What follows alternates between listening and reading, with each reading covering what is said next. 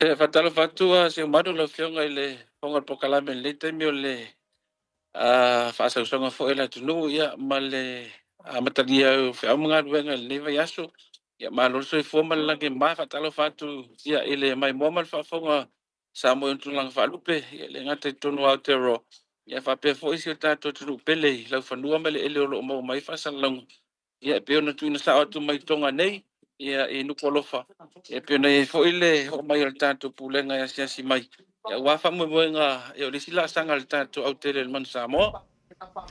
Malo wau taia sua e tātou tele ianga i antu lea i le tūlanga e peo le i si la sanga ma tāpedanga fo le tātou manu Samoa. O a mai le tātou au e i nisi na wha manu alia e i ni tūlanga wha le tonu i le mai ai leo le tātou tālong mō mō maskotilani i le wha ingola veiasu.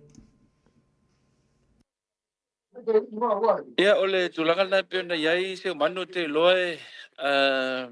ile tona yai o lava yaso na se mai atu ia e failele fata wa fa ma fonga ta moli le fionga ile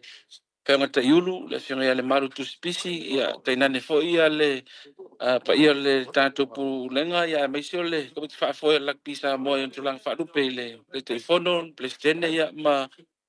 la pisa mo ia e mo le 12 of te le tapo inga la tunu ia pe na mo mo wina el malai Eden Park ia fa pe fo i ma le tau fainga na ia ile nava yaso ile o atu pa ia malo malo sa mo ia asia tu fo il tanto au no pia ia o kilani ni sila ia ai ole tulanga pio na ele tau ungal talonga ia o te lole o lo si la fia fo el malo la tunu ia le tau fainga al tanto ia ilana lo talonga le tau sanga lo afe lo suma lima ia taru mai ia se tema o le tau sanga se mvai atu ia ile tau fainga al fai aunga fo al tanto ia mai se ia lo i tembe nei o toi ta alo il tanto mon Samoa ia fa pa ia toi foi lau tapo inga Samoa la se me o ia tau fainga alo fanau ia o aso fa pe nei mo mi ai le suluato na ia tama fanau ia lupe fa le foi ia ile uta male to fa lo loto ia Samoa yon tulanga fa lupe ia i taimi fa le tonu ai ia ma la pe foi se tau ma fainga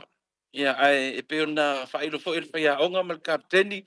i le fionga ia taka lo toa ia ma le fionga fa ia onga ia le mal ia o le wa mata le fa vai ia o le au fol nei o le malanga awali por la langi lu olu fitu o le te patau la ile na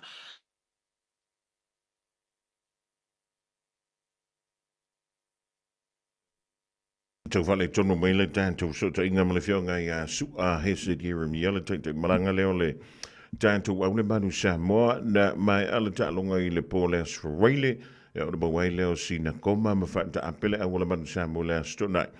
Ia ona toi sa uni en tuai lea o le temine i o lo o malanga antu i le sunga i a sua. Ia ma le pūlenga o le tātou manu Samoa i le anturu o tonga. E wha mautu wai le tūlanga i pio le iaile siakina leo malai e langa tai leo no fuanga e wha mautu iaile au le manu Samoa i lana ta longa whaitau lia ya male au malosi ele i kaletahi mai tonga i le solus fulma le tolo le masina o au kusol nei tau sanga se i whau au le sauranga lau sungusu.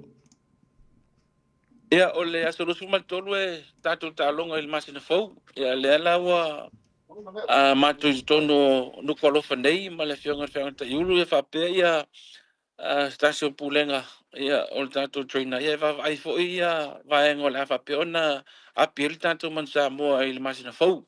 o le aso spumal valu e toi tonu mai il tatu au tono tonga nei ia ma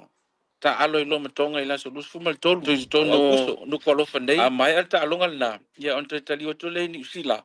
ia ma ta alo i mafiti laso ono se tema ia sila fia foi lalva vaenga o le PNC po le Pacific Nations Cup le tausanga nei e tolu au le pulu i le tulangi nei o tātou fiti me tonga ia ai o le isi pulu ia o Amerika Kanata ma ia pani a mai alo lalta alonga ma fiti a tātou ia ta alo foi fiti me tonga ia la so ono lalta ta alonga ma fiti Rotorua ia o se tema ia ona anga i umaleo au i Amerika ia o ina la fa yesu nga sempini ia mai alu tulanga masani fo ile leo au lua pito lunga puru taitasi ia nga isa ola semi final e fai lai Denver ia o finals e fai I Utah I Salt Lake City patulanga ngal na la wivio le ipol Pacific masina fo ia fa mai ai le fai unga o se tema ai ole amatanga o le masina o kuso ia leo la amata le pitanga le tanto au te tonu au kilani New Zealand to nga ia tu iai ia sira fia fo I wale on fai to e fa nga ina le tanto pia paki Samoa ia o le mafuanga leo le watu tatu talonga fai New Zealand le fai talonga mafiti rotorua ia mai o la so valula o le masina o kuso ia amata le pitanga le tanto mon Samoa ia mo se fulu waso ia mai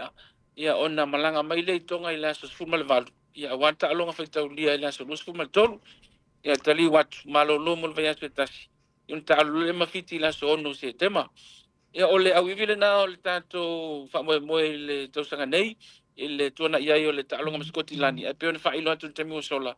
talonga la vai maskoti lani na veo se lua talonga tato ia ma fai o se au ivi a mata ile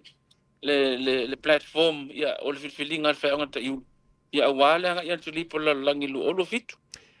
O le sili lea na silingi e fo inisi o le au whaasala lau I le pōle Australia sua ia le sunga I le li whaia aunga po le whianga ia le manu tu spisi. O le sili fo I le na sili le to tele I le ipo le langi le tausanga I lua whilo tonu. O lava le teimi le tu whaatasi ai le tātou au a o lea ia se vaenga o lo o tau fia fia ai. Ia le vave le ona tu whaatasi o le tātou au fo I le ina ia lava le teimi e te pena I le manu sa mo moana talo. o le tali vave atu a se umanu e pe ona whaelo fo whianga ta iulu e le lava ia ai ona e pau lava o le ala ua uia le tato manu sa mo ia e tausa I le nita alonga lena misi a toa le whainga le tausanga le nite ai le tūlanga o le tua le whatu atu e ta alo le autaru mai se te mai le PNC o le tausanga o le tua nai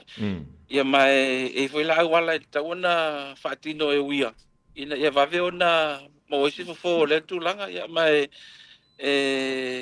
mo mia e ngā lue fantasi mai se tātou tunu you know e lava le tūlanga e mo mia le tu lalo le tunu ia a mata lo ona o le tūlanga fo le ua ma mafala fonga ma tūlanga fa pena ia ele e feololo le afia o I mātou ai pitu siro na afia tamata alo ai mese neo lato ainga ia mai valvolusia ia ala au I finangalo pa I o le tunu ia si tautuana ia le tūlanga e peona iai ia mai te talo atu fatala ula atu tatu ngā lue whaatasi mo mia lau lango upu lava le atu nue le siri ta I tapu ai whaiva fo e tapu ia le tau mate ia e malmanuia ia e whaamuta atu e mas whaamtalanga se o manu le asu ia o le nganga lava o atu le nei taimi o le nganga le whaafitai le tapu inga maua sa mo yun tulanga whaalupe e ui le tulanga na iri taunu unga le talonga ia lewa ia se la asanga ia e whaima vaenga e fua ia ile tamu whainga whaia aunga ia le malu ia malpulenga olo ia le temine ia mese kapten ia ai molanga iluma ia te lola tatu flonga na ilava ia fuanga le tatu au ia ma ai mese tatu ia te roa ia wai pe lewa amaton fa mo tu atu tatu au New Zealand e ni fufanga le masina fo au kuso ia ai manu tele ia fufanga le ia so ia mese fo ila fionga tu la mai fo ia ai a pe ona failo atu ola ni la per tanto au ia e malu ave fale le fonga malu tanto tunu ia ai fa fatasi le tanto va fa tele ia wale man wi le tanto atunu ala ile la man Samoa ia ole au le atunu ia ai man wi ni aso o wi fu fanga uma ia tanto tefta pa ilungo le este mo mai nu ko lo fa nei ia lo fa tu fa on ta iulu ia mal tanto pulenga fa ftai